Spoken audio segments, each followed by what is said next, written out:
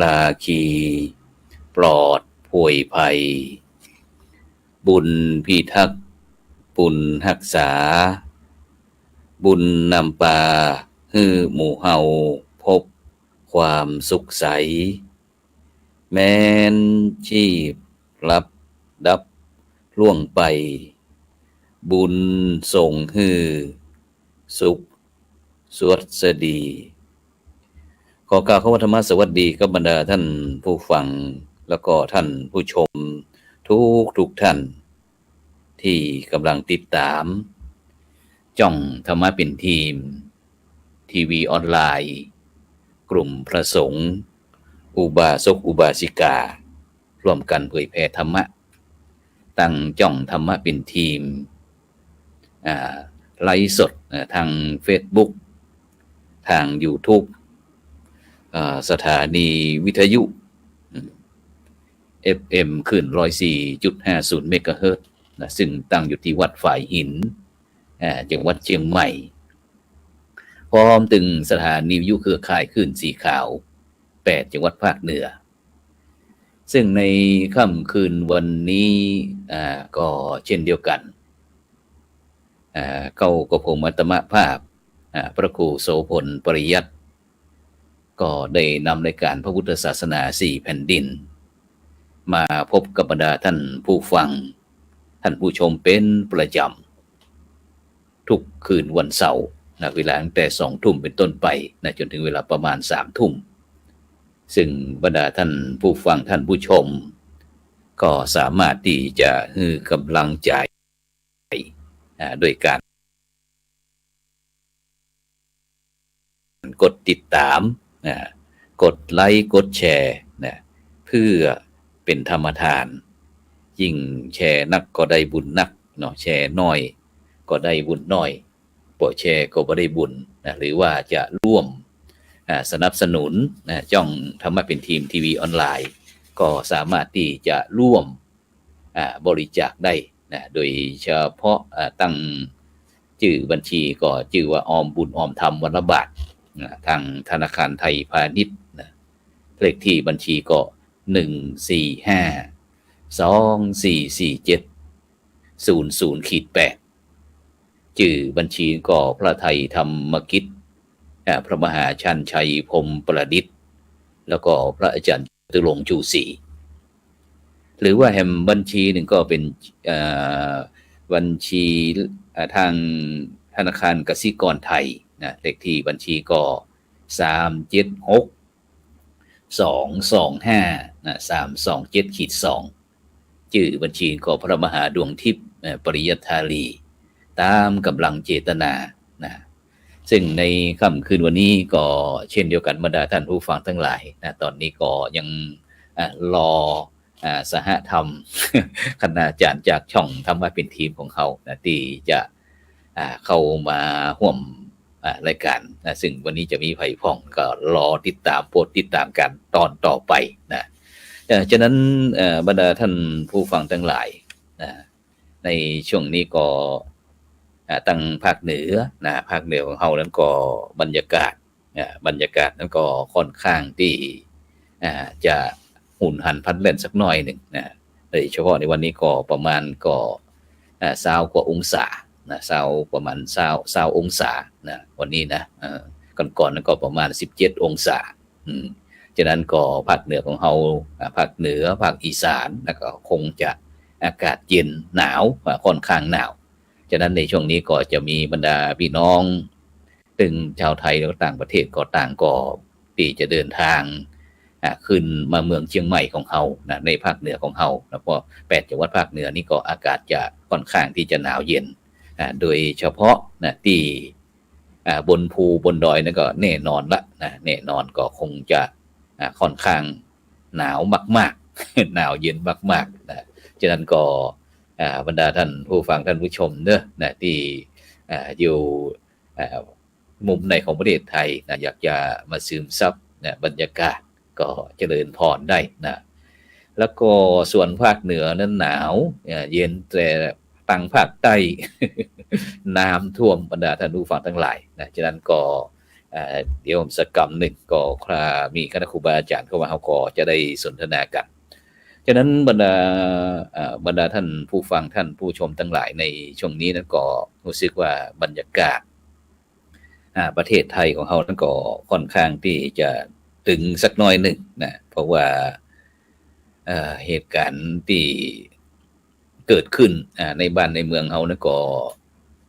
น่าเป็นห่วงเช่นเดียวกันนะอย่างที่ในขณะนี้ก็ประสบนิกรพี่น้องชาวไทยต่างประเทศต่างก็ได้มีการเจริญจิตภาวนาเจริญพระพุทธมนต์เจริญจิตภาวนาต่างๆไม่ว่าจะเป็นตั้งคณะสงฆ์หรือว่าพี่น้องพุทธศาสนิกชนต่างๆก็ได้ประกอบพิธีในทางพระพุทธศาสนาเพื่อที่จะถวายแก่สมเด็จพระเจ้าลูกเธอเจ้าฟ้าพัชรกิติยาภานเรนทิลาเทพยวดีกรมหลวงราชสาลินีสิริพัฒน์มหาวัชรราชธิดาซึ่งพระองค์ท่านก็ทรงพระประชวรฉะนั้นก็ในช่วงนี้อย่างวันนี้ก็ที่วัดพระสิงห์วรมหาวิหารทุกเจ้าทุกเย็นก็มีการเจริญพระพุทธมนต์เพื่อที่จะแบ่งรวมพลังเป็นน้ำหนึ่งใจเดียวกันที่จะถวายแก่พระองค์ท่านพระองค์ท่านนั้นก็ถือว่าเป็นผู้ที่มีความเลื่อมใสในทางพระพุทธศาสนาซึ่งเขาจะได้หันพระราชจริยวัตรของพระองค์ท่านที่ได้เดินทางแม้กระทั่งที่ในทันสถานต่างๆซึ่งตอนนี้ก็ดวงจิตดวงใจของพี่น้องชาวไทยทั้งในประเทศและก็ต่างประเทศต่างก็ร่วมเป็นน้ำหนึ่งใจเดียวกันถวายแก่พระองค์ท่านฉะนั้นก็พี่น้องบรรดาท่านผู้ฟังท่านผู้ชมถ้ามีโอกาสว่างจากภารกิจหน้าที่การงานหรือว่าก่อนนอนนี่นะก่อนนอนนี่เขาก็ทำจิตคือเป็นสมาธิอาจจะกำหนดลมหายใจเข้าออกหายใจเข้ายาวหายใจออกยาวคือเป็นพลังแล้วก็นึกถึงพระองค์ท่านเพื่อที่จะเป็นแบ่งเบาภาระอาการบาดเจ็บของพระองค์ท่านอาการพระประชวรของพระองค์ท่านคือจากร้ายคือกลายเป็นดีจากนักคือเป็นเบาจากเบาก็คือหดหายไปพระองค์ท่านมาเป็นลมโพใบใหญ่ลมใสใบหนาแก่พี่น้องประสบนิกรชาวไทยตลอดไปแล้วก็ในนอกจากนั้นก็อย่างที่ข่าวที่ติดตามมาก็คือเรื่องเรือหลวงสุโขทัยที่ได้ล้มได้อับปางที่จะเดินทางไปปฏิบัติภารกิจซึ่งก็เรือหลวงได้ล้มลงก็ซึ่งก็ตอนนี้ก็มียอดจำนวนผู้ที่เสียชีวิตก็ประมาณ6ท่าน6นายทหารเรือแต่ก่อนเขาก็จะได้ยินเพลงแม่สาวแก้มเรือทหารเรือมาแล้วแต่วันนี้ก็กองทัพเรือของเขาในฐานะที่เป็นกองทัพไทยก็ได้รับผลกระทบจากภัยธรรมชาติก็คือคลื่นนั้นก็ค่อนข้างที่จะรุนแรง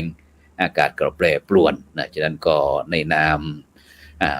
ช่องธรรมะเป็นทีมทีวีออนไลน์ก็ส่งความปรารถนาดีไปถึงบรรดาญาติพี่น้อง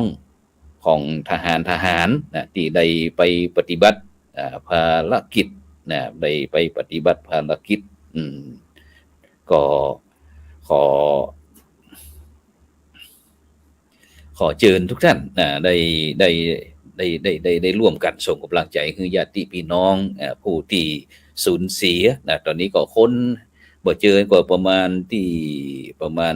10สาวกว่าสาวกว่าฉะนั้นก็ยังเป็นห่วงเป็นใยตอนนี้ก็ทางกองทัพเรือนั้นก็ยังค้นหาอยู่ฉะนั้นก็บรรดาท่านผู้ฟังท่านผู้ชมก็นอกจากที่เราจะได้เจริญพุทธมนต์ทำจิตเป็นบุญเป็นกุศลแล้วก็ได้แผ่ไปถึงเงินพี่น้องเหล่าทหารที่ได้รับ ผลกระทบจากการปฏิบัติหน้าที่ในครั้งนี้ด้วยนะเพราะว่าใครๆก็อยากที่จะสูญเสียเนาะอยากที่สูญเสียฉะนั้นก็เราเป็นน้ำหนึ่งใจเดียวกันร่วมด้วยช่วยกันนะร่วมด้วยช่วยกันในการที่จะได้ส่งถึงความฮักความปรารถนาดีไปถึงพี่น้องรั้วของชาติกองทัพเรือกองราชนาวีของเราซึ่งก็ขอให้ทุกท่านที่ยังค้นบ่เจอเตื้อก็ขอให้ได้แคล้วคลาดปลอดภัยจากอันตรายต่างๆแล้วก็กลับมาเป็นรั้วของชาติรั้วของชาติตลอดไปนอกจากนั้นวันนี้ก็ทางคณะสงฆ์คณะสงฆ์จังหวัดเชียงใหม่นั้นก็จะได้มีการประกอบพิธีบำเพ็ญบุญบำเพ็ญกุศลหลวงพ่อครูกัลยาณวัฒน์สุนทรไมตรีฐานะวุฒโธอดีตเจ้าอดีตเจ้าคณะอำเภอแม่แตงเจ้าอาวาสวัดสันปูเลยอำเภอแม่แตงจังหวัดเชียงใหม่ซึ่งได้มรณภาพครบจนปีแล้ววันนี้ก็ทางสงฆ์จังหวัดเชียงใหม่ซึ่งก็มีพระเดชพระคุณหลวงพ่อพระเทพปริยัติเจ้าคณะจังหวัดเชียงใหม่นั้นก็ได้ร่วมกับหลวงพ่อเจ้าคณะอำเภอทุกอำเภอในเขตปกครองคณะสงฆ์จังหวัดเชียงใหม่ของเขาไปร่วมเป็นเจ้าภาพสวดฟังเทศน์แล้วก็สวดพระอภิธรรมในค่ำคืนนี้ด้วยแล้วก็วันพรุ่งนี้ก็เป็นวันที่25วันอาทิตย์ที่25ธันวาคมก็จะมีพิธีพระราชทานเพลิงศพแก่ท่านอาจารย์พระครูกัลยาณวัฒน์สุนทรไมตรีฐานะวุฒโธอดีตเจ้าคณะอำเภอแม่แตงอดีตเจ้าอาวาสวัดสันปูเลยอำเภอแม่แตงจังหวัดเชียงใหม่ต่อไปแล้วก็ฉะนั้นก็บรรดาท่านผู้ฟังท่านผู้ชมที่ติดตามรายการของเราก็สามารถที่อยู่ใกล้วัดสันปูเลยอำเภอแม่แตงก็เรียนเจริญพรเด้อวันพรุ่งนี้ก็ประกอบพิธีพระราชทานเพลิงศพซึ่งก็ในตอนนี้ท่านนมัสการกับท่านอาจารย์มหาวรเชษฐ์ครับผมนมัสการครับอาจารย์พระครูครับครับไปถึงใดมาถึงใดพอดีกำลังสาธยายว่าในช่วงนี้นะครับบรรยากาศตั้งประเทศไทยของเขาก็ได้รับผลกระทบที่ทำให้บรรดาพี่น้องชาวไทยของเขาได้รับผลกระทบในด้านจิตใจเช่นเดียวกันเพราะว่าหลายเหตุการณ์ต่างๆที่เขาได้ยกขึ้นกรณีบอกว่าจะเป็นเรื่องการประชวรของสมเด็จพระเจ้าลูกเธอเจ้าฟ้าพัชรกิติยาภาที่หมู่พระสงฆ์นิกรชาวไทยเขาฮ้องว่าองค์พานั้นเป็นที่ฮักของพระสงฆ์นิกรชาวไทยทุกหมู่เหล่าเนี่ยครับผม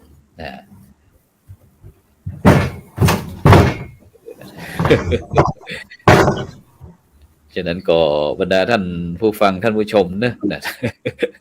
ตอนนี้ก็อาจจะมีเสียงงั้นอาจารย์ปรับกันปรับขึ้นนะครับฉะนั้นก็นอกจากที่องค์พานะครับซึ่งตั้งคณะสงฆ์นะครับคณะสงฆ์ไทยนั้นก็ได้มีมตินะครับคณะสงฆ์ทั่วประเทศนะครับได้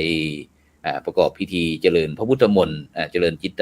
ภาวนาแล้วก็ถวายแก่พระเจ้าสมเด็จพระเจ้าลูกเธอเจ้าฟ้าพัชรกิติยาภานะครับในช่วงนี้นะครับฉะนั้นก็เพื่อที่จะได้เป็นขวัญเป็นกำลังใจนะครับคือพี่น้องชาวไทยเขาทุกหมู่ของเราเนี่ยได้ร่วมพลังกันนะครับได้ส่งกระแสจิตนะครับตามความเชื่อในทางพุทธศาสนาของเขานะครับ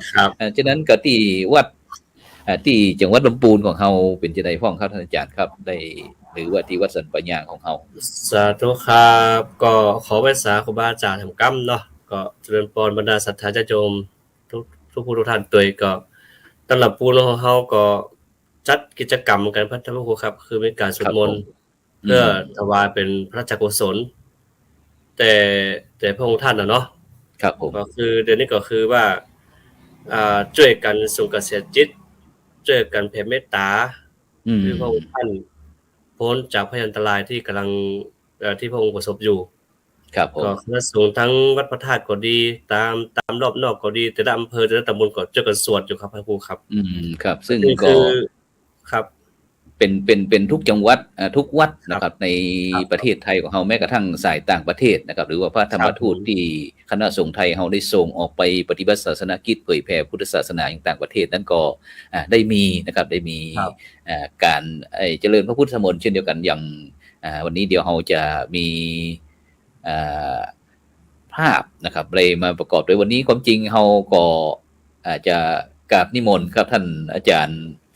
พระครูโสพลปัญญาสารด้วยครับพอดี ครับ อันที่ว่านอกจากที่ตังภาคใต้เนาะตังภาคใต้ของเราก็ได้ครับน้ำท่วมครับในที่นี้ก็เป็น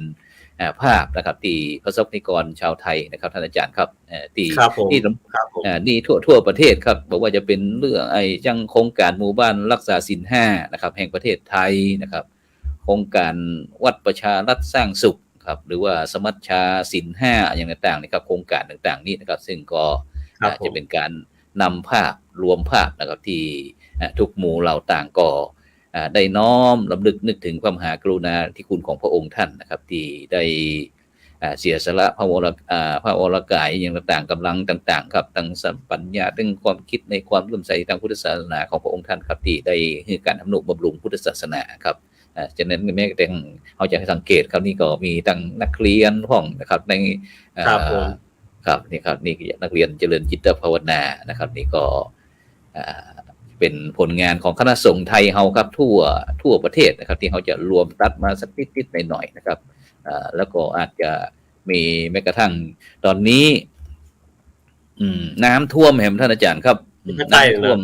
ครับภาคใต้บอกว่าจะเป็นสงขลายะลานราธิวาสนะครับซึ่งปัตตานีนะครับ ซึ่งตอนนี้ก็ โอ้ ครับ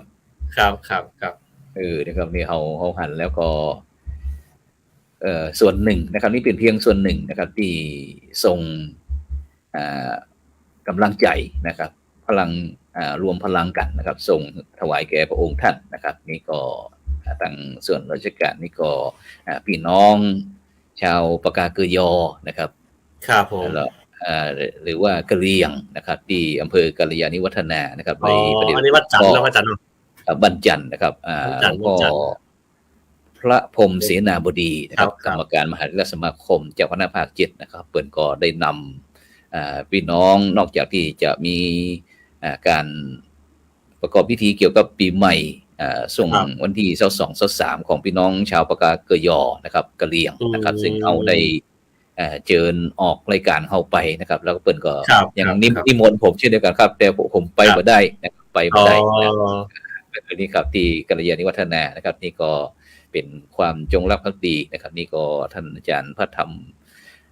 อธิการบดีนะครับ มหาวิทยาลัยมหาจุฬาลงกรณ์ครับ ครับ ครับ นี่ครับพร้อมทางคณะนะครับพระม อา หา การที่ วิท จะ ยา ห ลั นาวย จากคุณเราที่บุญดอยนะจ๊ะเนาะ ครับน่าจะครับน่าจะนะครับ แล้วก็นี่ โอ้โห มีภาคใต้ครับที่ภาคใต้แล้วครับนี่ภาคใต้บรรยากาศนะครับที่น้ำท่วมบอกว่าจะเป็นสงขลายะลานราธิวาสปัตตานีเปิ้นบอกว่าตะกี้นั้นได้โทรคุยกับท่านอาจารย์พระครูโสพลปัญญาสารนะครับ เจ้าคณะ ครับผม อำเภอมะนัง ครับผม จังหวัดสตูลเปิ้นว่าปีนี้ ครับ ภาคใต้บ่เคยที่น้ำจะท่วมนักขนาดนี้เปิ้นว่านะครับ น้ำท่วมขนาดนี้ก็เลยปีนี้ค่อนข้าง ดูกันภาคเหนือของเรานี่หนาว อากาศหนาวกลางหนาวนะเนาะ ตอนนี้หันท่านอาจารย์ได้ใช้ผ้าคลุมลำพูนกี่องศาตอนนี้ ก็2-3 วันก็ได้10 ปลาย16กะประมาณเนี้ยจ้ะครับ แต่ก็ถือว่ากำลังดีนะจัด ครับ แต่ว่าอย่างผมไม่ขี้หนาวครับครู ถ้าคนหนุ่มคนเนียนนั้นก็อาจจะกำลังพอดีแต่ถ้าเป็นป้าอุ้ยแม่อุ้ยผู้สูงอายุนั่นก็อาจจะเนาะครั อา บ จ ผม จะ จะเจ็บเข้าอันกระดูก อาจจะหนาวก็ได้ถ้าเป็น ครับ ผู้สูงอายุของเขานี่นะครับ ตอน ก็ นี้ ยังดีที่มันเฮาคือหนาวแบบบ่มีลมเนาะว่าจะพูดเนาะ ครับ แต่ถ้าเป็นทางพี่น้องอีสานก็หนาวลมห ครั นาว บ โอ้มันเป็น เพิ่งไปทำพิธีกลับมา อ๋อครับพอดีกำลังออกรายการว่าน้ำท่วมภาคใต้ท่านอาจารย์ตอนนี้อาจารย์พระครูพระครูสุนทรธรรมนิเทศนะครับผู้ช่วยเจ้าอาวาดวัดชนาทิพย์นะครับนะครับที่สตูลใช่ไหมอาจารย์ ใช่ใช่สตูลครับผม เป็นยังไงบ้างแล้วลองรายงานทางเสียงให้ได้ฟังหน่อยน้ำท่วมทางภาคใต้ เพราะว่าก็เป็นพื้นที่ที่หนักอยู่ก็คือที่ทางหาดใหญ่นะครับผมจังหวัดสงขลา อืม ก็ตอนนี้ก็เริ่มคลี่คลายแล้วครับผม ครับ แล้วก็หลายพื้นที่จังหวัดพัทลุงก็มี ครับผม ครับ ก็เป็นการเรียกว่าเกิดบางพื้นที่สตูลก็มีครับในพื้นที่อำเภอมะนังอำเภอละงู คอนโดน ครับผม ก็ญาติโยมก็บอกว่าอยู่มาหลายสิบปีแล้วก็ครั้งนี้อาจจะถือว่าหนักสำหรับบางพื้นที่ครับผม อ๋อหนักนี่ ครับ หมาย เป็นน้ ครับ ำน้ำหลากแล้วก็ อ๋อ พัดพาอย่างรีสอร์ทบางที่อยู่ใกล้ ครับผม คลองก็ น้ำพัดไปซะด้วยครับ พวก อ๋อ ที่ว่าแบบสร้างแบบเหมือนกับว่าเป็นที่พัก ครับ อะไรทำนองที่ อืม แบบก่อด้วยไม้อะไรแบบนี้ไปอย่างนั้น ครับ ก็จะถูกน้ำซัดไปด้วย ตอนนี้มีฝนตกไหมครับอาจารย์ครับ ตอนช่วงนี้เว้นไป2 วัน3 วันแล้วครับผม อ๋อ ฝนไม่ตกครับผม ครับ ฝนไม่ตกแล้วนะครับ แต่ ครับ น้ำนี่ก็ยังทรงตัวอยู่ใช่ไหมครับ น้ำนี้ลดลงไปเยอะแล้วครับผมไม่แห้งละ ครับผม ครับ ก็เป็นมาเป็นระยะเป็นพักๆครับผม ก็ ครับผม ชาวบ้านก็ถนนหนทางหลายสายก็ต้องตัดไปด้วยโดยต้องปิดเนื่องจากว่าน้ำท่วมขัง ครับโดย รถก็ต้องเรียกว่าหาเส้นทางใหม่วิ่งนะครับผม ก็ตอนนี้ก็เข้ากับภาวะปกติแล้วครับ อ๋อครับซึ่งตอนนี้ทางคณะสงฆ์เราก็คงจะได้มีการช่วยเหลือเรื่องโดยเบื้องต้นใช่ไหมครับอาจารย์ครับผม ก็มีครับในบางจุดที่ญาติโยมเขามีความจำเป็นในเรื่องของปัจจัย4เบื้องต้นที่ต้องดูแล ครับผม ครับ ครับซึ่งตอนนี้ก็เลยขอโอกาสใช้เสียงอาจารย์นี่แหละครับได้ประชาสัมพันธ์ครับเกี่ยวกับเรื่องน้ำท่วมความจริงวันนี้นัดท่านอาจารย์พระครูโสพลปัญญาสารด้วยครับวันนี้ ครับ พอดีว่าที่วัดเมื่อกี้ก็ไปทำพิธีพระอาจารย์เนื่องจากว่าทางวัดเนี่ยปีนี้ทอดกฐินได้1,500,000 บาท อ๋อครับ เศษเนี่ยก็เลยมีความประสงค์จะมอบปัจจัยส่วนนี้ให้กับทางโรงพยาบาลด้วยการซื้อรถอิมเมอเรนต์นะครับรถฉุกเฉินให้กับทางโรงพยาบาลสตูล ครับผม ก็เลยจะต้องใช้เงินเพิ่มอีกประมาณ500,000 บาทก็เลยจะทำการทอดผ้าป่าวันพรุ่งนี้ครับผม ครับผ อ๋อ ม ครับ จำนวนราคารถก็อยู่ที่2 ล้านบาทนะก็ อ๋อ จะส่งมอบไปกับทางโรงพยาบาลสตูล เพื่อได้นำไปช่วยเหลือผู้ได้รับบาดเจ็บผู้ป่วยฉุกเฉินนะครับ ครับผมครับซึ่ง ก็เรียกว่าวัดก็ทำด้านสาธารณสงเคราะห์ไปด้วยครับ ครับผมครับแล้วก็ในเกี่ยวกับที่เรือล่มนั่นอาจารย์นี่จังหวัดอะไรนะที่เรือล่มนั่นใกล้กับสุราษฎร์เหรอ ครับแต่นั้นครับก็ไอ้ตัวนี้ผมเพียงดูข่าวผ่านๆครับตอนนี้ไม่ค่อยได้ดูทีวีเท่าไหร่เพราะว่าจะมีงานอื่นเข้ามาต้องครับ ดูแลหลายอย่าง ก็ ก็เลยเพียงผ่านๆก็เป็นเรือที่ต้องการจะนำไปช่วยเหลือประชาชนในช่วงอันนี้ครับที่เกิดน้ำท่วมก็ทราบว่ามีการสูญเสียเกิดขึ้นด้วยก็แสดงความเสียใจกับ ครับผม ครอบครัวของท่านเหล่านั้น ใช่ ด้วย ครับ เพราะว่าตอนนี้ก็ยังค้นไม่เจอยังหาไม่เจอยังค้นอยู่นะครับ ตอนนี้ก็ประมาณสัก ครับก็ยัง 20 เป็น ก ควา ว่า มหวังของญาตินะครับที่ว่า ใช่ รอปาฏิหาริย์เผื่อว่าจะไปติดอยู่ที่เกาะไหน ใช่ สัก ครับ แห่งหนึ่งหรือว่าที่ไหนที่จะมีการช่วยเหลือ ครับ ได้ในเบื้องต้น ครับ ก็อาจจะขาดการติดต่อ ใช่ ทำนองเนี้ย ครับ ด้วยความหวังครับนะครับ ผม อย่างเมื่อยังไม่เห็นร่างก็อยากจะรู้สึกว่า ยังรอดชีวิตอยู่ ใช่ ก็ ครับ จะให้กำลังใจกัน ครับ ต่อไป ซึ่งช่องธรรมะเป็นทีมเราก็ขอเป็นส่วนหนึ่งนะครับในการที่จะส่งความพลังนะครับพลังให้มีปฏิหารย์นะครับนะให้กับพี่น้องหรือว่าญาติพี่น้องผู้สูญเสียหรือว่าผู้ที่ได้ไปปฏิบัติศาสนปฏิบัติภารกิจทางราชการที่เรือหลวงสุโขทัยล่มนะครับเนาะแล้วก็ส่วนที่คณะสงฆ์นะครับคณะสงฆ์ทางภาคใต้ของเรานะครับซึ่งสมเด็จพระเจ้าลูกเธอเจ้าฟ้าพัชรกิติยาภาหรือว่าองค์การนะครับที่ทรงประชวรครับมีกิจกรรมอะไรบ้างเจริญพระพุทธมนต์ถวายพระพรชัยเพื่อว่าให้พระองค์ท่านได้หายจากก็ไปชวนไว้นะครับก็มีที่วัดนี้จะจัดเกือบทุกวันครับตอนนี้ก็จะมีหน่วยงานราชการร่วมกับคณะสงฆ์เนี่ยครับจัดพิธีเจริญพุทธมนต์แล้วก็จะ มีภาคประชาชนด้วย ครับ ที่วัดนี้จะสวดอยู่ทุกเย็นด้วยครับผม ครับ แล้ว สาธุ ก็ถ้ามีทางข้าราชการหน่วยงาน ซึ่งอาจจะมาเป็นกรณีพิเศษเป็นองค์กรอะไรต่างๆ ก็จะจัดที่วัดเพราะว่าเป็นพระอารามหลวงของจังหวัดสตูลเพียงแห่งเดียวครับผมแล้วก็ญาติโยมเขาก็ ครับ เห็นว่ามีความสะดวกในหลาย ครับ ๆ อย่างก็กระจายร่วมกันพระคณะสงฆ์ก็จะไปร่วมด้วย ครับผ ครั ม บ เพื่อเป็นการสร้างขวัญกำลังใจให้กับคนไทยทุกคนนะครับ ที่กำลังรอปาฏิหาริย์รอความหวังว่าพระองค์ท่านจะได้หายจากพระประชวร ครับยังไงก็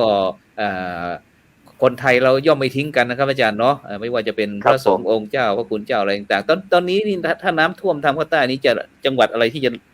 ยังคงค้างที่ค่อนข้างว่ายังในค่อนข้างวิกฤตอะไรนี่ครับอาจารย์ ในภาวะวิกฤตตอนช่วงนี้ก็ตามที่พอดูข่าวผ่านๆก็รู้สึกว่าจะคลี่คลายแล้วอาจารย์ผมก็ขอไปด้วยเนื่องจากว่าไม่ได้ติดตามตลอดเกือบจะไม่ได้ดูทีวีเลยพระอาจารย์ก็จะดูติดตามข่าวผ่านเพียงแวบๆอะไรแบบนี้แล้วดูครับผมเนื่องจากว่าช่วงนี้ก็ได้ช่วยงานเกี่ยวกับเรื่องนี้ครับจัดเตรียมการเรื่องจะมอบทอดพระป่าซื้อรถให้กับทางโรงพยาบาลแล้วก็พระกีฬานุปถากสังฆะเพื่อสังคมของเราได้ลุยงานบ้างไหมทำต่อเนื่องครับผมตอนนี้ก็เมื่อกี้ท่านประเดชพระคุณท่านรองเจ้าคณะจังหวัดสตูลท่านเจ้าวาดวัดจนาธิปัตย์เฉลิมพระอารามหลวงท่านก็ปรารภเรื่องที่ได้สร้างอาคารสงฆ์อาพาธไว้ที่วัดจนาธิปัตย์เฉลิมด้วยปัจจัยทอดกฐินจำนวน3 ล้านบาทครับผมก็เพื่อได้ดูแลพระสงฆ์อาพาธด้วยแล้วก็มีพระที่ท่านเข้ามาดูแลรักษาแล้วก็มรณภาพที่วัดนะซึ่งไม่ได้สังกัดอยู่ที่วัดนี้นะครับแต่ว่าท่านสังกัดวัดอื่นแต่ด้วยความสะดวกในการประสานติดต่อทางโรงพยาบาลแล้วก็มีพระกีฬานุปถากได้ช่วยดูแลคือทำอย่างเหมือนกับเป็นพี่เป็นน้องกันเลยครับดูแลอย่างดีให้พระท่านได้สบายใจท่านก็จากไปอย่างสงบอันนี้ก็ส่วนหนึ่งท่านเจ้าอาวาสก็ปรารภเรื่องนี้ว่าเราก็ทำให้กับสงฆ์อาพาธแล้วก็ได้บอกอานิสงส์ให้ญาติโยมได้ทราบว่าการได้ดูแลพระอาพาธเนี่ยมันมีอานิสงส์มากที่พระพุทธเจ้าท่านทรงได้แสดงเอาไว้ว่าถ้าต้องการจะประสงค์ดูแลพระองค์ท่านก็ให้ดูแลสงฆ์อาพาธก็จะถือว่าได้เหมือนปฏิบัติพระพุทธเจ้าครับแล้วก็หลวงพ่อแดงหลวงพ่อดรแดงครับติดต่อไปยังสมัชชาศีล 5ครับ ได้ไปช่วยน้ำท่วมภาคใต้เมื่อปีนี้หลวงพ่อแดง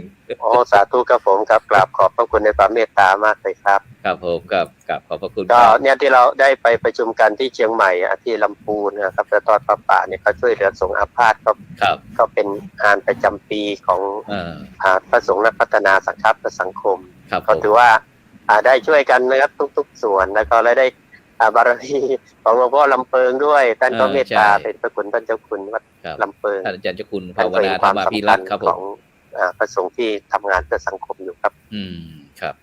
ฉะนั้นก็รายการของเราก็ต้องกราบขอบพระคุณครับอาจารย์ส่วนวันนี้ครับขอบคุณมากครับสาธุครับขอบคุณครับสาธุครับครับสวัสดีครับผมบรรดาท่านผู้ฟังท่านผู้ชมก็นี่รายงานสดจากจังหวัดสตูลจากสตูลท่านคณาจารย์ของเขาจากเรียนท่านอาจารย์เนาะครับช่องธรรมะทีมเช่นเดียวกันครับอาจารย์ครับครับผมเนี่ยท่านอาจารย์มหาวรเชษฐ์ครับท่านตอนนี้เราได้หันบรรยากาศครับผมเนี่ยครับบ้านเรากำลังหนาวแต่บ้านเปิ้นหนาวน้ำครับแต่กี้เปิ้นบอกว่าโอ้บ่นึกบ่ฝันว่าปีนี้น้ำนักครับอาจารย์ครับโดยเฉพาะสงขลายะลานราธิวาสปัตตานีนะ4จังหวัดทางใต้เนี่ยครับทางใต้เนี่ยทางภาคใต้ตอนบนนี่ก็ยังบ่ค่อยต่อฮือแต่ภาคใต้ตอนล่างเนี่ยครับได้ประสบแต่เพิ่นก็ช่วยกันนะครับช่วยกันพอเฮารู้สึกว่าอาจารย์ครับคือช่วงหลังมานี่สภาพภูมิอากาศมันเปลี่ยนแปลงแล้วอาจารย์เนาะเปลี่ยนแปลงไปหลายที่หลายแห่งต่างประเทศก็บางประเทศน้ำมันก็ท่วมครับแผ่นดินที่แห้งแล้งก็น้ำท่วมมันเคยหันก็มีมานะครับมันปรากฏการณ์ธรรมชาติมันการสภาพภูมิอากาศของเราเปลี่ยนแปลงจะนี่เราก็ต้องมันคนเฮานี่ในฐานะที่ว่าเฮาใจ ธรรมชาติหายใจนะครับควรดูแลธรรมชาติให้อย่างดีถ้าเขาทำปล่อยปละละเลยห้ามดูแลมันจะเสร็จปุ๊บนี่ก็เนี่ยก็จะส่งผลกระทบในการดำเนินชีวิตของเขาอย่างที่ปรากฏอยู่ตรงวันนี้พระอาจารย์เนาะคือแม้แต่ควันรถควันลานี่ก็เวลาเขาหายใจเข้าไปมันบ่ถึงปอดเนี่ยมันอึกเนี่ยมันก็บ่ม่วนแต่พอเขาวันใดวันหนึ่งที่เขาไปอยู่บนดอยกันอยู่กับป่ากับเขาก็มันจื่นใจหายใจแล้วม่วนนะครับอาจารย์เนาะพระครูแล้วก็คือนี่ผมบอกถึงว่าเฮาหันผลกระทบจากอีแล้วเนี่ยเฮาก็ควรที่จะหันหน้ามาร่วมไม้ร่วมมือในการที่จะดูแลดินฟ้าอากาศดูแลสภาพธรรมชาติที่มันปรากฏอยู่ปัจจุบันที่เฮาอยู่ร่วมกันเนี่ยนะพระคุณเนาะครับครับเสียงครับพระครูอ๋อครับซึ่งโดยเฉพาะนะครับเรื่องธรรมชาติที่ท่านอาจารย์พระมหาวรเชษฐ์นะครับได้อู้ฟังนะครับได้เปรียบเปรยฟังว่าความจริงคนเฮาก็เป็นส่วนมากในท่านอาจารย์ถ้าอู้ถึงธรรมชาติเนี่ยถ้าอู้ก็ได้ง่ายเนี่ยมนุษย์คนเฮานี่มักจะลืมตัวไปนึกถึงแต่ห้วยหนองคลองบึงภูเขาดอยต้นไม้น้ำทะเลอย่างต่างๆนี่ครับแต่ลืมไปว่ามนุษย์เขาก็เป็นธรรมชาติครับท่านอาจารย์ครับผมซึ่งโดยเฉพาะธรรมชาตินี่มันแบ่งคือความยุติธรรมอย่างต่างๆฉะนั้นก็โดยเฉพาะน้ำมือมนุษย์คนเฮาเนี่ยบางครั้งเฮาไปทำลายสิ่งแวดล้อมบอกว่าจะเป็นป่าห้วยหนองคลองบึงทรัพยากรธรรมชาติบางครั้งก็ใจเกิดไปโดยเฉพาะน้ำเนี่ยท่านอาจารย์ครับโดยเฉพาะน้ำเนี่ยถ้าโดยอย่างเขาอย่างภูอย่างดอยเนี่ยต่างๆเนี่ยเขาจะหันพี่น้องเจ้าเขาเจ้าเขาเจ้าดอยนี่เปิ้นโอ้โหอย่างพี่น้องกะเหรี่ยงหรือว่าปกยนี่ท่านอาจารย์ครับสมมุติว่าถ้ามีลูกเกิดมาเนาะเปิ้นก็จะเอาฮกหรือว่าใส่โรคที่มันต่ออาหารจากแม่ไปเนี่ยนะเปิ้นก็จะเอาไปผูกไปมัดกับต้นไม้ไว้ว่าต้นไม้ต้นนั้นน่ะเป็นของเจ้าของคนนี้ชื่อนี้นะครับที่จะนะครับเปิ้นถ้าผู้คนใดไปทำลายต้นไม้นั่นก็โหจะต้องมีแน่นอนครับต้องพิษผีแล้วครับพิษผีฉะนั้นเราเนี่ยคือหมายความว่าคือคนนั้นครอบครัวนั้นดูแลต้นไม้ต้นนี้ต้นใหญ่โตพระคุณเนาะแม่นครับเป็นอุบายที่ดีนะครับพระคุณครับเป็นกุศโลบายครับเป็นกุศโลบายแต่ว่าที่เมืองยอนี่ก็มันก็มีเหมือนกันครับพระคุณมีก่อความเกลียดแบบนี้มีก่อมีคือส่วนมากคือเอาใส่บ้องไม้ใส่กระบอกไม้ไปแขวนไว้ครับผมไปแขวนแล้วก็คือบ่ได้มีว่าต้องไปดูแลต้องไปอย่างบัดใจนะครับแต่ว่าเอาไปแขวนแล้วก็คือฮู้ว่าเนี่ยมีคนเกิดลูกแล้วก็เอาหัวไปแขวนไว้คือสัตว์อย่างไปกินไปเหี้ยครับแต่ว่ามีความเชื่อแบบพี่น้องบนดอยของเฮาแต่สมมุติว่าได้ปลูกฝังตัวนี้เข้าไปปุ๊บก็น่าจะดีนะพระครูครับคือเดี๋ยวนี้ธรรมชาติทั่วโลกของเฮาเนี่ยถูกทำลายไปนักเนาะแม้แต่อย่างรัฐฉานของเฮาเนี่ยยิ่งบ่มีกฎหมายควบคุมทั่วถึงแล้วก็บ่เข้มงวดเนี่ยก็การตัดไม้ทำลายป่าก็น่าพระครูโดยเฉพาะอย่างแม่น้ำลำคลองเมื่อก่อนพระครูครับลึกครับแต่ละน้ำแต่ละวังนี่2ท่วม3ท่วมเฮาดำเข้าไปเย็นจิ้วๆเดี๋ยวนี้เปียกน้ำแข็งเพราะว่า1เขาใจน้ำใจหยังก็เอาถุงพลาสติกมันตื่นมันเขินเนาะอันหมายความว่ามันหมู่ดินอย่างต่างๆมันสไลด์ลงมาสไลด์ลงมานี่คือการเมื่อก่อนเนี่ยเขาป่าเขาดอยเนี่ยเขาจะห่อตองไม้เป็นบ่ครับพระครูเวลาเขาป่าเขาดอยห่อเขาเอาตองจริงตองเนี่ยเขาห่อไปกินเอาความก็สามารถจะมันก็จะเน่าไปตามกาลเวลาแต่ว่าปัจจุบันเขาใช้ถุงพลาสติกมาเนี่ยมันบ่อั้นนะครับเป็น500เป็น100ปีมันก็จะบ่สลายและสุดท้ายไปทับถมไปตึดหูน้ำไปขวางหูน้ำสุดท้ายก็น้ำตื้นเขินขึ้นมาแล้วก็น้ำท่วมง่ายขึ้นปัจจุบันนะครับเมื่อก่อนในเมืองยองนี่บ่เคยมีน้ำท่วมนะแต่ช่วงหลังมาได้ท่วมทุกปีซึ่งโดยเฉพาะท่านอาจารย์เดียวเนี่ยในที่พี่น้องอย่างพระพุทธศาสนาของเฮานี่ครับก็ได้มีส่วนนะครับที่จะรักษาสิ่งแวดล้อมโดยเฉพาะท่านอาจารย์เคยได้ยินก็บวชป่าครับเคยได้ยินครับเนี่ยครับบางท่านบางคนก็อาจจะหันแต่พระคุณเจ้านี่ก็จะบวชลูกพระหลานเณรอย่างต่างๆนี่แต่ในปัจจุบันเนี่ยครับเพราะอันตังพระสงฆ์นักพัฒนาของเฮาเนี่ยได้ทำกิจกรรมนะครับเกี่ยวกับบวชป่าก็คือเรื่องการที่เอาผ้าที่เอาผ้าเหลืองครับผ้าเหลืองผ้าเศษผ้าสบงจีวรของลูกพระลูกเณรที่ เหลือใจบ่ใจแล้วเนาะครับเนาะครับแล้วก็ร่วมกับทางส่วนราชการบ้านเมืองศรัทธาญาติโยมต่างๆนะครับซึ่งก็จะไปประกอบพิธีก็จะมีการเจริญพระพุทธมนต์คือเจริญพุทธมนต์แล้วก็มีถวายภัตตาหารเพลเลี้ยงอาหารกานะครับแล้วก็อันแจกผ้านะครับอย่างที่วัดพระสิงห์วรมหาวิหารกันหลวงพ่อพระเทพสิงหาวราจารย์เปิ้นก็จะพยายามจะให้เจ้าหน้าที่เก็บผ้าไว้เก็บผ้าที่เขามาห่มถาดบางๆนั่นนะบอกแล้วก็เสร็จแล้วก็แม้กระทั่งสบงจีวรที่ลูกผ้าลูกเนนนั้นเอาบนนุ่งนี่นะครับที่มันมีหลายนะครับแล้วเสร็จแล้วก็ภาพซักๆแล้วก็บอกว่าไปฮือพระครูโสกลไปบวชป่าซึ่งที่อุทยานธรรมที่จังหวัดแป้งผมมีประมาณ1,000 กว่าไร่ครับ1,000 กว่าไร่เขาก็ได้บวชป่าไว้แล้วก็ทำ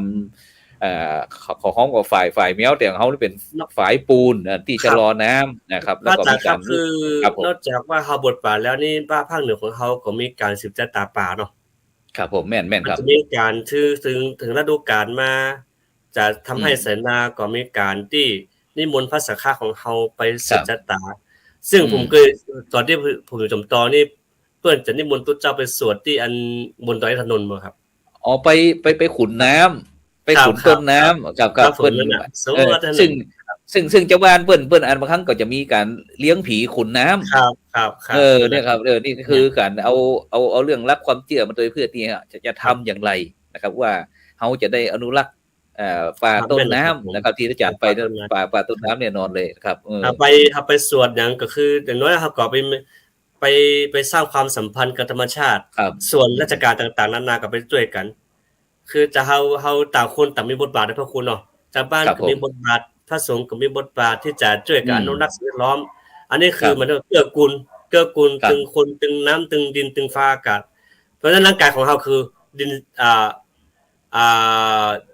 ธาตุ4เนาะพระคุณเนาะธาตุ4ดินน้ำลมไฟอันก็คือมันแตกต่างกันคือสุดท้ายเฮาก็ต้องสลายเป็นดินน้ำไปอันนี้คือเฮาใจเขาใจเฮาอยู่ร่วมกันจะมีความสุขอย่างนี้ก่อนผมว่าสันติสุขของเฮาก็จะเกิดขึ้นในการเจ็บของเฮานั่นคือถ้าเฮามาตระหนักถึงจะอีปุ๊บเนี่ยเฮาก็จะรู้จักการถนอมธรรมชาติบ่หันแก่ได้บ่หันแก่มีอย่างนี้คือต้นไม้ของเฮาก็กว่าจะใหญ่มาต้นนึงนี่มันจะปีเดียวพระคุณเนาะ10 ปี20 ปีตัดความป้อมเดียวเนี่ยเหมือนชีวิตคนเฮานะครับธรรมชาติก็เหมือนคนเฮามันก็คือว่าคนเฮานี่กว่าจะใหญ่จะโตมาก่อมเจ็บของง่ายๆประคับประคองป่วยเจ็บป่วยไข้ฮู้กี่ปีกี่เดือนพอเจ็บป่วยก็เสียงเข้าครับพอหายแล้วก็ลืมมันเหี่ยอีกนะครับที่มันบทบาทเหล่านี้คือประสบการณ์ที่มันเกิดขึ้นมามันเป็นมันมาสอนให้เฮาฮู้ครับแต่เฮาก็พอหายปุ๊บเหมือนเคยไข้เหมือนเคยป่วยแม่นครับถึงง่ายหมายความว่าอันบางครั้งถึงเรื่องพระพุทธศาสนาเฮากันพยายามที่จะสั่งสอนให้คนได้รู้จักคุณค่าโดยเฉพาะเรื่องแสดงความกตัญญูอย่างที่เวลาประเพณีตั้งพื้นบ้านล้านนาของลอยกระทงท่านอาจารย์ที่เป็นบอกเขาว่าจะสุ่มมาไปขอเขามาแม่น้ำคงคาก็แม่น้ำปิงแม่น้ำวังแม่น้ำยมแม่น้ำน่านแม่น้ำเจ้าพระยาต่างๆเนี่ยเป้าหมายเขาก็คือเพื่อที่จะได้รู้กุลนะครับโดยเฉพาะเรื่องน้ำเรื่องธรรมชาติอย่างต่างๆนะครับเป็นสิ่งที่ทรงคุณค่าอย่างยิ่งนะครับซึ่งมนุษย์ของเฮาเนี่ยในร่างกายคนเฮาเนี่ยน้ำ3 ส่วนครับผมมีน้ำเยอะมากๆแม้แต่โลกเฮาก็เหมือนกันน้ำเยอะมากๆแต่ทำจะได้เฮาจะใจคือมันคุ้มค่านะครับจะนี้เป็นต้นนะครับฉะนั้นในปัจจุบันนี้มีโดยเฉพาะมีพระสงฆ์นักพัฒนาของเฮานี่นักเลยครับท่านอาจารย์ครับที่เกี่ยวกับเรื่องอย่างผมนี่ก็คือเป็นค่ายคิดแล้วประทานเนาะแต่ก็ยังว่ายังไม่ได้ทำเต็มที่เหมือนกันเนาะครับมันเจอการงานนักนำไปพระครูคือบางทีมีตุ๊เจ้าบวชด้วยเฮาสอนบางทีด้วยอย่างด้วยเฮาก็มันคือที่จริงแล้วตุ๊เจ้าของเฮาเนี่ยผมว่าจิตวิทยาแนวพุทธเนี่ยสามารถช่วยได้ทุกคนนะที่ผมดูข่าวตัวว่าเนาะคือบางคนเนี่ยมันคือคนเฮาปัจจุบันนี้มีปัญหาหนักเรื่องอารมณ์ตัวเองเรื่องใจตัวเขาคือบางทีมีผมดูข่าวตัวว่าแล้วฟังรายการหนึ่งคือละอ่อนคนนั้นผู้หญิงมีคนนึงเอามีดกรีดตัวเองตั้งแต่อายุ14กรีดเข้าสุดท้ายต้องเอาลายสักมาโปะรอยขีดแล้วก็สุดท้ายก็ไปท่าในหัวว่ามันได้มันก็มีสติขึ้นมาคือว่าการทำร้ายตัวเองมันเหมือนเจตนาที่ถูกต้องมันจะต่างออกครับ ก็คือต้องไปหาหมอต้องไปหาผู้เชี่ยวชาญต่างๆแต่ดังนั้นหลักคำสอนของเฮานี่ถ้าสมมุติว่าเอาไปใช้แต่เนี่ยเฮาจะทำให้คนเฮาเกิดมาแต่ละช่วงแต่ละวัยนี่รู้จักคุณค่านะครับ ครับผมฉะนั้นก็ยังมีความจำเป็นที่พี่น้องบัดเฮาเฉพาะในประเทศไทยก็ได้เนาะขออยากให้พี่น้องเจ้าไทยเฮาเนี่ยเป็นร่วมเป็นน้ำหนึ่งใจเดียวกันโดยเฉพาะในปัจจุบันเนี่ยโดยเฉพาะประเทศไทยเฮาได้รับผลกระทบอย่างมากเลยอย่างที่เฮาได้ยกตัวอย่างขึ้นมาบอกว่าจะเป็นเรื่องน้ำท่วมบางครั้งแม้กระทั่งเรือล่มอย่างต่างๆนี่เป็นต้นเนี่ยแล้วก็โดยเฉพาะในปัญหาในสังคมท่านอาจารย์บัดเดียวเนี่ยคนของเฮานี่นะบัดเดียวนี่นะอันบ่ใครเชื่อกำพระแต่ชอบไปฟังกำสารครับเรื่องบาปบุญคุณโทษนี้มันห่างไปบ่ใครใส่ใจบ่ความสำคัญครับบ่คือความสำคัญแล้วคือพอได้รับผลกระทบจริงๆประสบตัวเองจริงถึงจะรู้สึกว่าแม่นก็มีการบอกว่าตราบใดที่บุญญกรรมของเฮายังบ่รู้ผลคุณทำบาปกรรมก็คิดว่ากรรมนั้นดีกรรมชั่วบ่ดีวันใดที่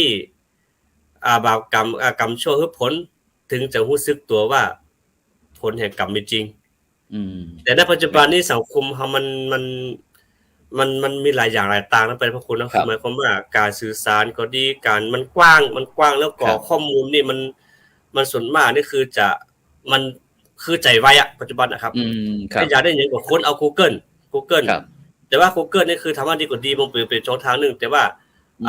ข้อมูลความเท็จจริงที่จริงได้ปุ๊บเนี่ยมันก็ยังว่าต้องกันกรองพระครูเนาะบางทีมันก็ต้องก็ทำกันกรองปุ๊บเนี่ยก็จะเป็นธาตุของข้อมูลที่มันว่ามันเจ้าความจริงอะครับครับซึ่งนึกไงหมายความว่าอันมนุษย์คนเฮาในปัจจุบันมีความอดทนน้อยเนาะแต่ชอบความสุขนะทุกคนขี้ขานเลยขี้ขานอย่างความสุขขี้เกียจครับคือที่จริงแล้วหลักศาสนาพุทธของเฮาเนี่ยมันเป็นหลักศาสนาแห่งความเพียรแท้ๆน่ะเนาะครับผมแม่นหมายความว่าอย่างที่แปลบ่ได้กี้คือว่า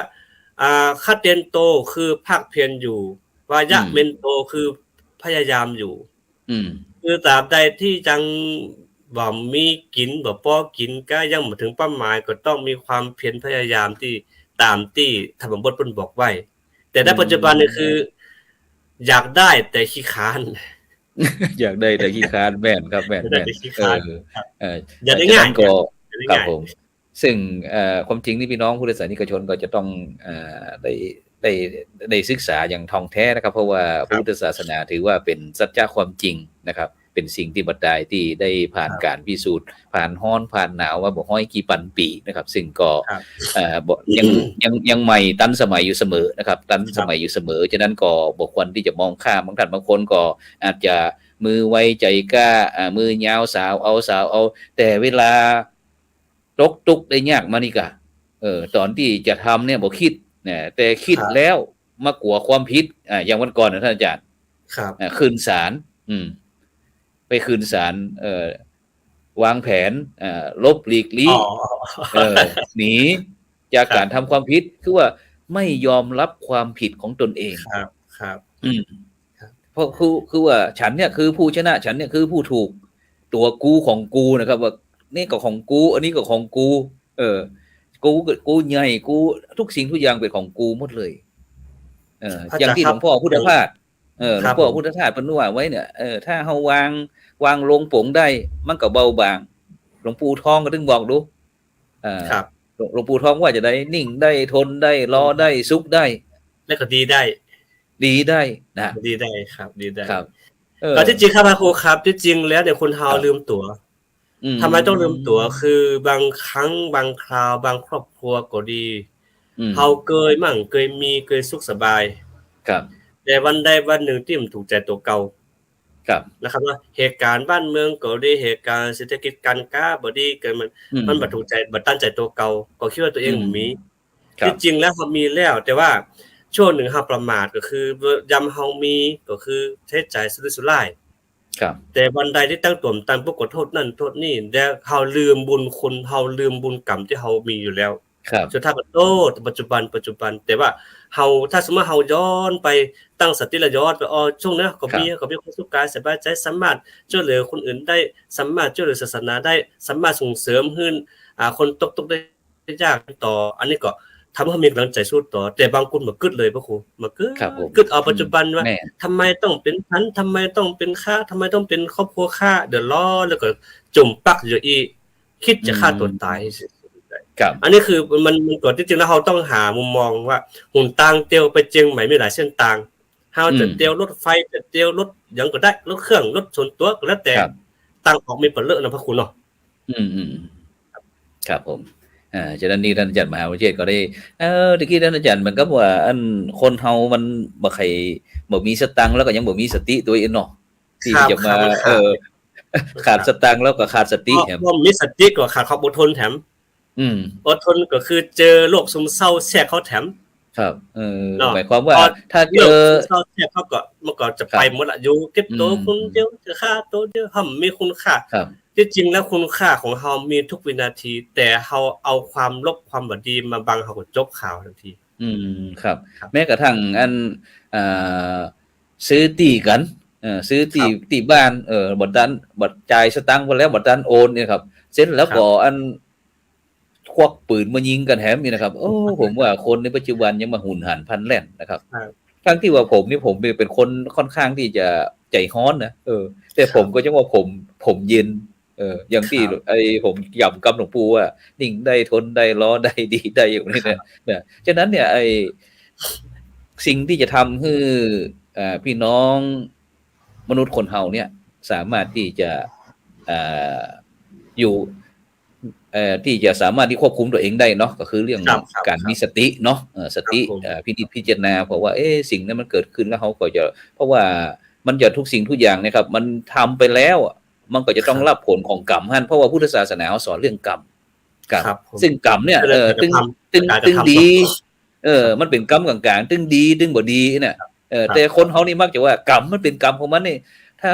ปัจจุบันเนี่ยคนจะมักว่ามองนี่บ่ดีนะครับกรรมนี่ครับอาจารย์ครับซึ่งอาจารย์สอนบาลีเนี่ยออกว่ากรรมกรรมเนี่ยเป็นกรรมดีหรือกรรมบ่ดี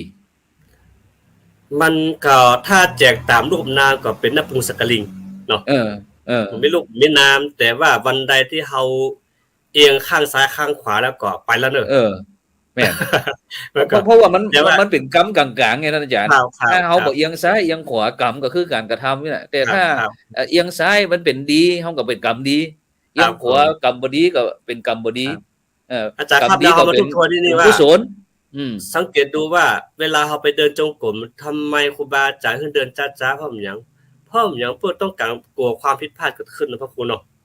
แล้วก็เป็นการสร้างเป็นการปลูกเร้าเป็นการปลูกฝังสติสัมปชัญญะของเฮาขึ้นมาใหม่เพราะว่าเฮาอยู่ตามธรรมดาทั่วไปแต่มันเกิดแม้แต่จะเกี่ยวเข้าเกี่ยวน้ำเตียวซ้ายเตียวขวาเข้าห้องน้ำอาบท่าแบบเกินนึกเลยโดยเฉพาะลมหายใจของเฮามีความสำคัญสักหน่อยครับทั้งที่ความเป็นความตายอยู่ที่ลมหายใจแต่เฮาค่อนข้างที่จะบ่เอาเลยบ่ฮู้เลยหายใจทุ่งปอดบ่ทั้งปอดโตต้องบ่โตต้องบ่ฮู้เลยเนาะคุณเนาะฉะนั้นก็มันก็เป็นโอกาสเหมือนกันท่านอาจารย์อันที่ในช่วงที่วันนี้วันที่24ครับก็เหลือเวลาแค่อาทิตย์เดียวครับอาทิตย์เดียวก็จะปี2565นี้ก็จะหมดไปแล้วบ่มีเห็นแล้วครับ2565เนี่ยครับเพราะมันจะเดินหน้าไปเรื่อยมันบ่มีวันนี้บ่ย้อนหลังมาแล้วนะครับฉะนั้นมันเป็นโอกาสที่ดีๆนะครับที่ว่าหมู่เฮาจะได้มาตั้งสตินะครับก่อนที่จะสตาร์ทก็คือตลอดปีตั้งแต่เดือนมกราคมมาจนถึงปัจจุบันเนี่ยครับการดำเนินชีวิตของเขาเนี่ยมันเป็นบวกเป็นลบจะได้พ่องนี่นะครับท่านอาจารย์ครับครับผมว่าน่าจะฉวยโอกาสตรงนี้เนาะจากวิกฤตที่มันเกิดขึ้นในบ้านในเมืองเกิดขึ้นในโลกแล้วพักคุณเนาะก็คือว่าบางคนนี่อ้างนู่นอ้างนี่เต็มเอาสักเตื้อแต่ก็ขอเอาว่าเด็ดขาดกับตัวเองจะกำเตะสักกำเตะเนาะถ้าได้สักวันนึงวันต่อไปตึงทำได้ละอย่างเมื่อก่อนเนี่ยอาจารย์ครับมาอย่างสมมติว่าอย่างโยมทั้งหลายที่เปิ้นบ่เคยเข้ากรรมฐานเนาะจะไปเข้ากรรมฐานก็อดเข้าอดน้ำไปแต่ก็บ่หิวบ่กระหายอย่างพระบวชใหม่น่ะ ครับผมจะทำได้ว่ะไอ้หรออืมเอาลองก่อนเนาะลองก่อนครับเยอะไปจะมาหิวก็มาหิวครับอาจารย์นี่เนาะเพราะครับผมอย่างเพราะว่าเฮาคืออุปทานในการปรุงแต่งในการที่จะหิวโหยหิวหากับมันห้ามมีแต่เฮาอยู่กับตัวเฮาปัจจุบันเลยมันครับผมก็คือที่จริงแล้วมันความอยากน่ะบางทีเฮาก็คิดไปเองครับผมนะคุณเนาะครับผมคิดครับไปเองแล้วก็สนองความอยากจนปากจนต้องบางครั้งก็เออเกินเหตุเกินผลแล้วสุดปาท้ายแล้วก็อัน เกิดโรคภัยไข้เจ็บนะพระคุณเนาะแม่นแม่นครับครับแม่นครับฉะนั้นก็ในช่วงเทศกาลมหาไม่ใช่ส่งท้ายปีเก่าแบบวิถีไทยต้อนรับปีใหม่วิถีพุทธเนี่ยครับอยากจะเชิญชวนพี่น้องบรรดาท่านผู้ฟังท่านผู้ชมหรือว่าพี่น้องทั้งชาวไทยต่างประเทศเพราะว่าที่วัดพระสิงห์วรมหาวิหารเฮาก็เช่นเดียวกันครับอาจารย์ครับทุกๆปีนั้นก็โดนโควิดไป2ปีนั้นเฮาหยุดงานในประเพณีส่งท้ายปีเก่าแบบวิถีไทยต้อนรับปีใหม่แบบวิถีพุทธนี่ครับซึ่งเขาจะมีงานส่งน้ำพระธาตุนะครับ แล้วก็อันเจริญพระพุทธสวดมนต์ข้ามปีนะครับครับผมแล้วก็ซึ่งก็จะมีจีปะทะครับกิจกรรมนะครับตั้งแต่วันที่29เป็นต้นไปนะครับจนถึงวันที่2นะครับฉะนั้นก็เชิญชวนพี่น้องบรรดาท่านผู้ฟังท่านผู้ชมเด้อนะครับรู้สึกว่าครับช่วงนี้สติสัมปชัญญะเขาบ่ใครแต่คือเดี๋ยวเอียงซ้ายเดี๋ยวเอียงขวาอย่างที่ท่านอาจารย์มหาวรเชษฐ์อยู่ก็เจริญพรเด้อนะแล้วก็ส่วนผมเองก็จะพูดกับท่านอาจารย์ครับอ่า วันจันทร์นี้ก็จะเดินทางไปที่เมืองแปร่ครับไปวัดอินทปัญญารามบ้านกองฝ่ายครับที่จังหวัดแปร่ครับวัดบ้านเกิดก็ซึ่งก็จะไปทำกิจกรรมเกี่ยวกับเพราะว่าพี่น้องพุทธศาสนิกชนตั้งบ้านนอกของเฮานี้จะบ่ใครมีตุเจ้านะครับบ่ใครมีตุเจ้าก็ฉะนั้นก็ในฐานะที่เป็นบ้านเกิดเมืองนอนถิ่นบิดรมารดานะก็จำเป็นเพราะว่าโยมพ่อผมตอนนี้ก็86แล้วโอ้อายุยืนนะครับบ่ฮู้ว่าผมจะอยู่กับเปิ้นต่อฮือหรือว่าเปิ้นจะอยู่กับผมสักต่อฮือจากนั้นก็จะใช้เวลาเหล่านี้นะครับจะไปว่าจะทำรายการพิเศษของเขาอยู่อย่างเกรดทุกปีนั้นเวลาสวดมนต์ข้ามปีเขาก็จะมีกิจกรรมปีนี้เฮาหมู่เฮาคณะเฮานี่ก็บ่ได้อู้กันตัวเนาะครับเดี๋ยววันที่28นี้ดร.นาทีวิทย์เปิ้นก็ตอนนี้เปิ้นกำลังเดินทางจากแม่สายมาครับจะเข้าดอยสะเก็ดละครับแล้วก็มหาหลวงทิพย์นี่บ่แน่จะไปที่เชียงตุงก็นะครับก็ว่าจะคุยกันอยู่ว่าเฮาจะ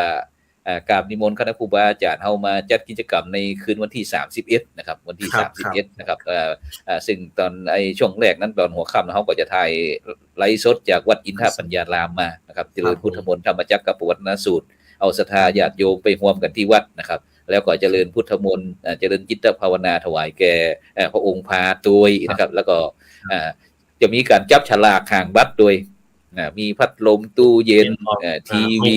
มือถือที่ปะทะก็เทศบาลมีนะครับมีก็จะเริ่มทำบัตรตั้งแต่ 6:30 นเป็นต้นไปครับผมแล้วก็แต่ว่ามันจะมี2ชุดนึงก็จะไปที่กุดจ้างเกิดเพิ่นนิมนต์ไปทุกปีก็จะแบ่งไปครับแบ่งกันไปซึ่งผมเองก็จะไปที่กุดจ้างครับผมก็ที่ตอนนี้ก็คือทางพระสงฆ์เขารับผิดชอบไปนะครับช่วยๆกันไปครับครับผมครับฉะนั้นก็วันพรุ่งนี้นะครับตอนนี้เวลาเขาจะหมดแล้วเนาะก็ฝากข่าวประชาสัมพันธ์หน่อยเกี่ยวกับว่าวันพรุ่งนี้ก็ที่วัดสันปูเลยนะครับอำเภอแม่แตงจังหวัดเชียงใหม่ครับก็จะมีพิธีพระราชทานเพลิงศพท่านอาจารย์พระครูกัลยาณิวัฒน์สุนทรนะครับไมตรีฐานะพุทโธนะครับอดีตเจ้าคณะอำเภอแม่แตงอดีตเจ้าวัดสันปูเลยนะครับอำเภอแม่แตงจังหวัดเชียงใหม่นะครับฉะนั้นก็เชิญชวนบรรดาท่านผู้ฟังท่านผู้ชมได้ไปร่วมพิธีดังกล่าวนะแล้วก็ในปีนี้ครับหมู่บ้านรักษาศีล5ทั่วไทยนะครับมหกรรมศีล5ทั่วไทยนะครับแห่งประเทศไทยเขาก็จะจัดระหว่างวันที่21ถึงวันที่23มกราคมปีพุทธศักราช2566นะครับที่วัดไร่ขิงนะครับตำบลไร่ขิงอำเภอสามพรานจังหวัดนครปฐมนะครับซึ่งก็จะมีการจัดนิทรรศการแสดงนิทรรศการของหมู่บ้านรักษาศีล5ต้นแบบทั่วประเทศไทยนะครับฉะนั้นวันนี้ก็ต้องกราบขอบพระคุณท่านอาจารย์พระมหาวรเชษฐ์วิโยครับยินดีครับได้โปรมาวันนี้ครับครูบาอาจารย์เจเนอร์ครับบางเจ้าผมได้เข้ามาครับผมครับขออภัยด้วยครับสาธุครับเพราะว่าวันนี้ก็เวลาหมดเวลาจำเป็นนะครับที่จะต้องนำรายการจากบรรดาท่านผู้ฟังไปก่อนนะครับรับฝันดีมีเงินใจนะครับไร้โลคาพยาธิบ่เจ็บบ่จนร่ำรวยในลูกผู้ทุกคนครับแล้วก็พบกันนะครับในช่วงเทศกาลส่งท้ายปีเก่าแบบวิถีไทยต้อนรับปีใหม่แบบวิถีพุทธติดตามจ้องทำมาเป็นทีมของเฮาซึ่งก็จะมีการปรับ รายการด้วยนะครับซึ่งเราก็จะได้มีโอกาสไปสำหรับในคำคนนี้ขอกล่าวคำว่าสาธุ ครับ